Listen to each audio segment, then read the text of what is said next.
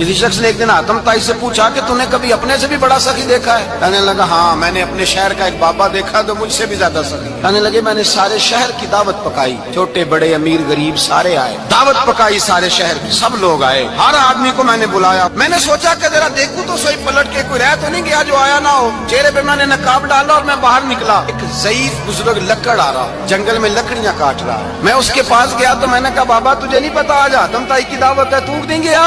कहने लगा बेटा मुझे खबर आई थी, इत्तला मिली थी, पर मैं नहीं गया। तू क्यों नहीं गया?